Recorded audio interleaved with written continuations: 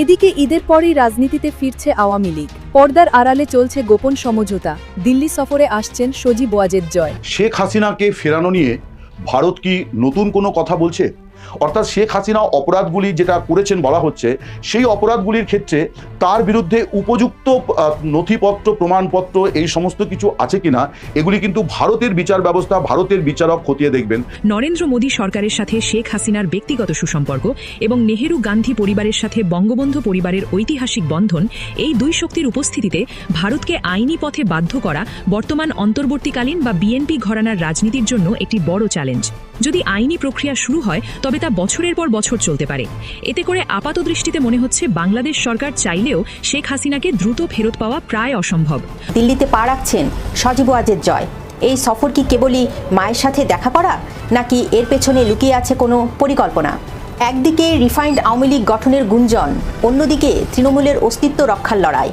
শেখ পরিবারকে বাদ দিয়ে আওয়ামী লীগ গঠনের যে নীল নকশার পর্দার আড়ালে বোনা হচ্ছে, তা কি ধুলোয় মিশিয়ে দিতে পারবেন জয়? সজীব ওয়াজেদ জয় শেখ হাসিনাকে বাংলাদেশে ফিরিয়ে আনার জন্য বহির বিশ্বে অনেক বেশি কূটনীতিক তৎপরতা শুরু করে দিয়েছে। ভারতও কিন্তু তার বাহিরে না। ভারত কিন্তু এখন বাংলাদেশ আওয়ামী লীগকে শেখ হাসিনার নেতৃত্বে এবং জয়ের নেতৃত্বেই বাংলাদেশে রাজনীতিতে ফিরিয়ে আনার জন্য যত কিছু করার সকল কিছুই করছে। এখন ভারতের সিদ্ধান্ত অনর যে শেখ হাসিনার নেতৃত্বে বাংলাদেশ আওয়ামী লীগ থাকবে। আসসালামু আলাইকুম দর্শক, সিগন্যাল বিডি চ্যানেলের নতুন একটি গুরুত্বপূর্ণ নিউজ ভিডিও নিয়ে আপনাদের মাঝে হাজির হলাম। প্রিয় দর্শক, বাংলাদেশের বর্তমান রাজনৈতিক প্রেক্ষাপট জানতে যারা এই ভিডিওটিতে ক্লিক করেছেন তাদের সবাইকে বলবো আপনারা ধৈর্য সহকারে পুরো ভিডিওটি দেখতে থাকুন, কারণ এই ভিডিওটিতে এমন কিছু তথ্য শেয়ার করা হয়েছে যা জানলে আপনারা অবাক হবেন। প্রিয় দর্শক, ইতিমধ্যে আপনারা অনেকগুলো ভিডিওর অংশবিশেষ দেখে নিয়েছেন এবং আশা করি দেখে বুঝতে পেরেছেন আজকের ভিডিওটি কতটি গুরুত্বপূর্ণ এবং আকর্ষণীয় হতে চলেছে। এখনো যারা আমাদের চ্যানেলটি সাবস্ক্রাইব করেননি তাদের সবাইকে বলবো আমাদের চ্যানেলটি সাবস্ক্রাইব করে পাশে থাকা বেল আইকনটি অন করে দিবেন। আর যারা ইতিমধ্যেই সাবস্ক্রাইব করেছেন তাদেরকে অসংখ্য ধন্যবাদ। তো প্রিয় দর্শক, চলুন আর কথা বাড়াবো না, একটি লাইক দিয়ে মূল ভিডিওতে যাওয়া যাক। রাজনীতিতে কোনো কিছুই কাকতালীয় নয়। সাবেক স্পিকার শিরিন শারমিন চৌধুরী গ্রেপ্তার হওয়া এবং বিদ্যুৎ গতিতে জামিন পাওয়া সাধারণ কোনো আইনি ঘটনা বলে মানতে নারাজ রাজনৈতিক বিশ্লেষকরা। যেখানে 1.5 মাসের সন্তানসহ যুব মহিলা লীগের নেত্রীকে জেলে যেতে হয়, যেখানে সাবেক মন্ত্রীরা রিমান্ডের ওপর রিমান্ডে জর্জরিত, সেখানে শিরিন শারমিন চৌধুরীর এই স্বস্তি কিসের ইঙ্গিত দেয়? একই দৃশ্য দেখা গিয়েছিল ডক্টর ইউনূসের অন্তর্বর্তী সরকারের সময়েও। আওয়ামী লীগের নেতাকর্মীরা যখন প্রাণ ভয়ে পালিয়ে বেড়াচ্ছেন, তখন সাবের হোসেন চৌধুরী গ্রেপ্তার হয়েও মাত্র 2 দিনের মাথায় 6টি মামলায় জামিন পান। এরপর তিনি বহাল তবিয়তে নিজের ব্যবসা পরিচালনা করছেন। প্রশ্ন উঠেছে, ডক্টর ইউনূস এবং পরবর্তীতে প্রধানমন্ত্রী তারেক রহমান সরকারের এই নমনীয়তা কি নির্দিষ্ট কোনো এজেন্ডার অংশ?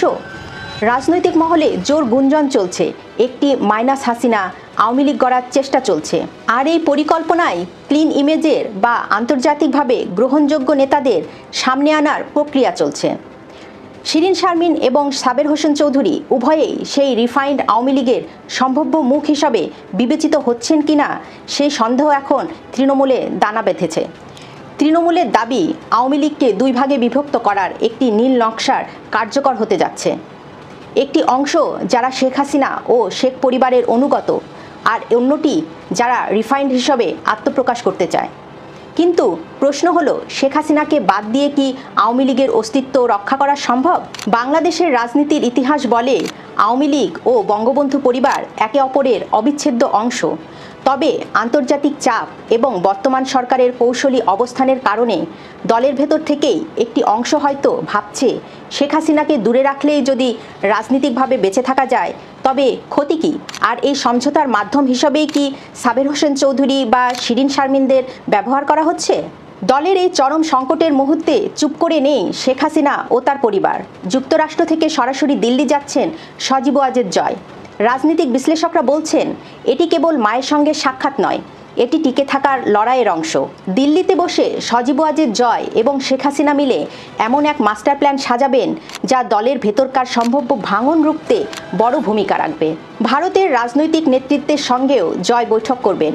এই বৈঠক থেকে মূলত 3টি লক্ষ্য অর্জনের চেষ্টা হতে পারে। প্রথমত, দলীয় ঐক্য রক্ষা করা। যারা রিফাইন্ড আওয়ামী লীগের স্বপ্নে বিভোর, তাদের কড়া বার্তা দেওয়া যে মূলধারার নেতৃত্ব এখনও শেখ হাসিনার হাতেই। দ্বিতীয়ত, তৃণমূলকে চাঙ্গা করা।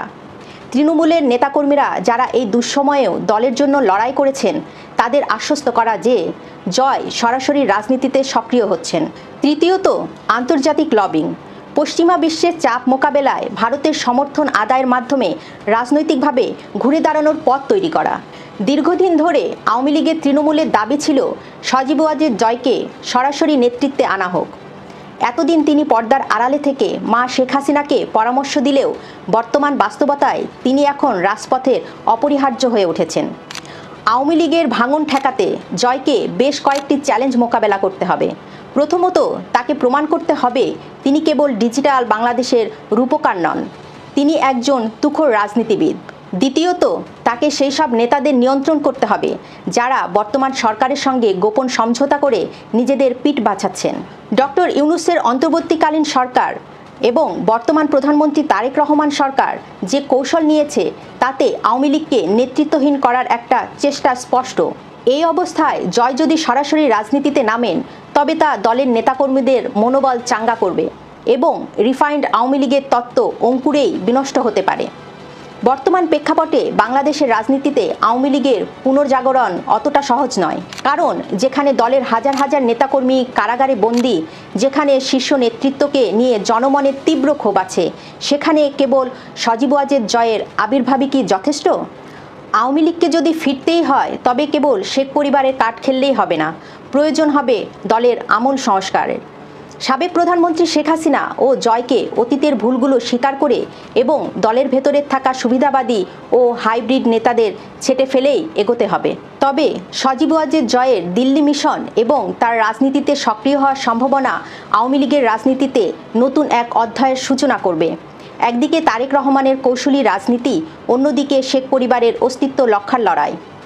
বাংলাদেশের রাজনীতি এখন এক জটিল দাবা খেলায় পরিণত হয়েছে। কে জিতবে এই খেলায়? তৃণমূলের আবেগ নাকি আওয়ামী লীগের সুবিধাভোগীরা?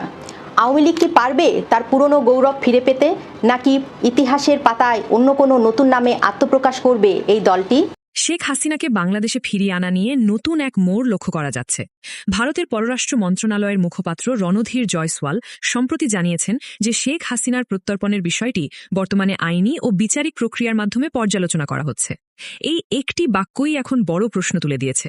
তবে কি শেখ হাসিনার ভাগ্য এবার ভারতের আদালতের হাতে?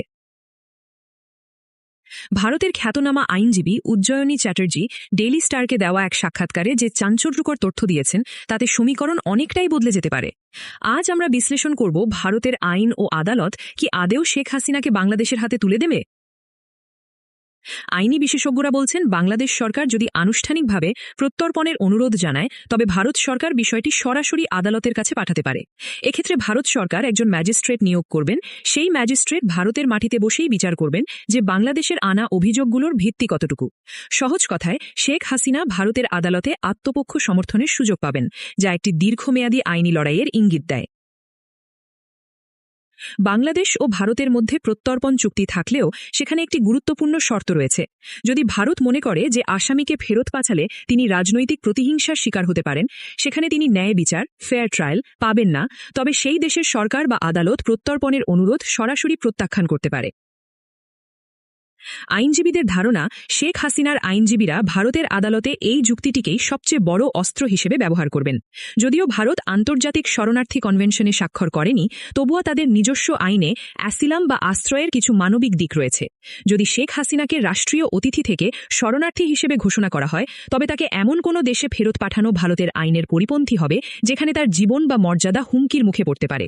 আইনি বাধার বাইরেও রয়েছে গভীর রাজনৈতিক সম্পর্ক। নরেন্দ্র মোদী সরকারের সাথে শেখ হাসিনার ব্যক্তিগত সুসম্পর্ক এবং নেহেরু গান্ধী পরিবারের সাথে বঙ্গবন্ধু পরিবারের ঐতিহাসিক বন্ধন, এই দুই শক্তির উপস্থিতিতে ভারতকে আইনি পথে বাধ্য করা বর্তমান অন্তর্বর্তীকালীন বা বিএনপি ঘরানার রাজনীতির জন্য একটি বড় চ্যালেঞ্জ। যদি আইনি প্রক্রিয়া শুরু হয় তবে তা বছরের পর বছর চলতে পারে। এতে করে আপাতদৃষ্টিতে মনে হচ্ছে বাংলাদেশ সরকার চাইলেও শেখ হাসিনাকে দ্রুত ফেরত পাওয়া প্রায় অসম্ভব। অন্যদিকে এই দীর্ঘ সময়ের সুযোগে আওয়ামী লীগ কি নতুন করে চাঙা হওয়ার স্বপ্ন দেখছে? শেখ হাসিনা কি কোনো এক সময় বিচারিক প্রক্রিয়া শেষ করে বা সমঝোতার মাধ্যমে পুনরায় রাজনীতিতে ফেরার সুযোগ পাবেন? শেখ হাসিনার এই ইস্যুটি এখন আর কেবল দ্বিপাক্ষিক কূটনীতিতে সীমাবদ্ধ নেই, এটি এখন ভারতের উচ্চ আদালতের নথপত্রে ওঠার অপেক্ষায়। একদিকে বাংলাদেশের জনগণের বিচারের আকাঙ্ক্ষা, অন্যদিকে আন্তর্জাতিক আইন ও কূটনৈতিক বাধ্যবাধকতা। ভারত সিদ্ধান্ত নিয়ে ফেলেছে, শেখ হাসিনা এবং জয়ের নেতৃত্বে পুনর্গঠন হচ্ছে বাংলাদেশ আওয়ামী লীগ। আজকে এই সকল বিষয় নিয়ে খুবই গুরুত্বপূর্ণ একটি আলোচনা করব। আশা করছি আপনারা শেষ পর্যন্ত ভিডিওটি দেখবেন, সকল বিষয় একেবারে ক্লিয়ার হয়ে যাবেন। প্রথম বিষয় হচ্ছে, কিছু মাস আগেও কিন্তু ভারতও চেয়েছিল একটি রিফাইন্ড আওয়ামী লীগ নামে একটি আওয়ামী লীগ বাংলাদেশের রাজনীতিতে ফিরে আসুক এবং বাংলাদেশে রাজনীতি করুক, যেটা বিএনপি, জামাত এবং এনসিপির টোকাইরও চেয়েছিল। সেটাও কিন্তু ভারত একমত পোষণ করেছিল। যখন অনেক তোড়জোড় করার পরেও শেখ হাসিনাকে মানানো যাচ্ছিল না, তখন ভারত ব্যর্থ হয়ে শেখ হাসিনা যেটাই চাচ্ছে সেদিকেই কিন্তু ভারতের সিদ্ধান্ত পরিবর্তন করে ফেলে এবং সজীব ওয়াজেদ জয়, শেখ হাসিনার পুত্র, আরো বেশি অ্যাক্টিভ হয়ে যায় শেখ হাসিনাকে বাংলাদেশে ফিরিয়ে নিয়ে যাওয়ার জন্য এবং বাংলাদেশের মধ্যে বাংলাদেশ আওয়ামী লীগের রাজনীতি আবার আগের রূপে অ্যাক্টিভ করার জন্য। সেই কারণে কিছুদিন আগেও কিন্তু এনসিপি নেতারা বলতে শুরু করে দিয়েছে, শেখ হাসিনার পুত্র সজীব ওয়াজেদ জয় শেখ হাসিনাকে বাংলাদেশে ফিরিয়ে আনার জন্য বহির্বিশ্বে অনেক বেশি কূটনীতিক তৎপরতা শুরু করে দিয়েছে। ভারতও কিন্তু তার বাহিরে না। ভারত কিন্তু এখন বাংলাদেশ আওয়ামী লীগকে শেখ হাসিনার নেতৃত্বে এবং জয়ের নেতৃত্বেই বাংলাদেশে রাজনীতিতে ফিরিয়ে আনার জন্য যত কিছু করার সকল কিছুই করছে। এখন ভারতের সিদ্ধান্ত অনর যে শেখ হাসিনার নেতৃত্বে বাংলাদেশ আওয়ামী লীগ থাকবে। শেখ হাসিনায় মানি আওয়ামী লীগ, আওয়ামী লীগ মানি শেখ হাসিনা। এটাই হচ্ছে শেখ হাসিনার সবচেয়ে বড় প্রাপ্তি। এটাই হচ্ছে শেখ হাসিনা দূরদর্শী নেতৃত্বের সম্মান। এত কিছু করার পরেও, ভারতও এত চাপ দেওয়ার পরেও শেখ হাসিনা তার সিদ্ধান্তে অনড় ছিল। শেষ পর্যন্ত ভারতই তার সিদ্ধান্ত পরিবর্তন করে শেখ হাসিনার নেতৃত্বে আওয়ামী লীগকে সমর্থন দিচ্ছে এবং আগামীতেও দিয়ে যাবে। বরং এই বিএনপি এবং জামাত এবং এনসিপির এই নীল নকশা বাস্তবায়ন হচ্ছে না। তারা এখন খাদের কিনারায় চলে এসেছে। তারা এখন বিশাল বড় বিপদে পড়তে যাচ্ছে। বহির্বিশ্ব থেকে চারদিক থেকে এই বিএনপি সরকারকে ভীষণভাবে চাপ দেওয়া হচ্ছে এবং ইরানও কিন্তু বাংলাদেশের অনেকগুলো জাহাজও আটকায় রেখেছে। অনেক ধরনের প্রেসার এই বাংলাদেশ সরকারের উপর। অর্থনৈতিক মন্দা এই সরকার আসার পরেই প্রায় 44,000 কোটি টাকা প্লাস ঋণ নিয়ে ফেলেছে। শিক্ষা ব্যবস্থা ধ্বংস, স্বাস্থ্য ব্যবস্থা ধ্বংস, জ্বালানি খাত ধ্বংস, কোনো সেক্টর ঠিকভাবে কাজ করছে না, কোনো রোগের ভ্যাকসিন পাওয়া যাচ্ছে না। হামার টিকারও ভ্যাকসিন শেষ, রেবিস ছড়িয়ে পড়ছে, সেটারও কিন্তু ভ্যাকসিন বিভিন্ন জায়গায় পাওয়া যাচ্ছে না। এমত অবস্থায় বাংলাদেশের অবস্থা এখন উগান্ডার মতো হয়ে গিয়েছে। পাকিস্তানের থেকেও খারাপ অবস্থার দিকে আমরা চলে যাচ্ছি। এই অবস্থায় বিএনপির পালানোর মতো বন্ধ হয়ে গিয়েছে। সো ভারত এখন একটাই স্লোগান দিচ্ছে, action to action, direct action. Awami লীগের স্লোগান দিচ্ছে একটা অ্যাকশন টু অ্যাকশন, আওয়ামী লীগের অ্যাকশন। আওয়ামী লীগের শীর্ষ পর্যায়ের নেতারা অলরেডি দুবাইয়ের মধ্যে শামীম ওসমান সহ আরো অনেক শীর্ষ পর্যায়ের নেতারা বৈঠক বসেছে। তারাও কিন্তু কিভাবে বাংলাদেশে তাদের কর্মীদেরকে উজ্জীবিত করে, সংগঠিত করে রাজপথে নামাবে এবং রাজপথ দখল করবে সেই বিষয়ে সিদ্ধান্ত নিয়ে ফেলেছে। শেখ হাসিনাও অ্যাক্টিভ হয়ে গিয়েছে, সজীব ওয়াজেদ জয় অ্যাক্টিভ হয়ে গিয়েছে। ভারতে এখন আওয়ামী লীগের ব্যাপারে, শেখ হাসিনার ব্যাপারে অ্যাক্টিভ হয়ে গিয়েছে। বিভিন্ন জায়গায় নিউজ চাওয়া হচ্ছে, শেখ হাসিনাকে ভারত আনলক করে দিয়েছে। এখন শেখ হাসিনা মোটামুটি সবকিছু ওপেনলি করতে পারছে। এগুলো কিন্তু বাংলাদেশ আওয়ামী লীগের জন্য অনেক ভালো একটি সুখবর। সো কতটুকু বাংলাদেশ আওয়ামী লীগের জন্য ভালো সময় আসে সেটা কিছু মাসের মধ্যে আমরা জানতে পারবো এবং বিএনপির কি অবস্থা সেটাও কিন্তু আমরা কিছু মাসের মধ্যে জানতে পারবো। আদৌ কি বিএনপি সংসদের মধ্যে আওয়ামী লীগের কার্যক্রম নিষেধাজ্ঞার যে বিল আছে সেটা কি বাতিল করবে নাকি বহাল থাকবে? কারণ কিছুদিন পরেই কিন্তু স্থানীয় নির্বাচন আসছে।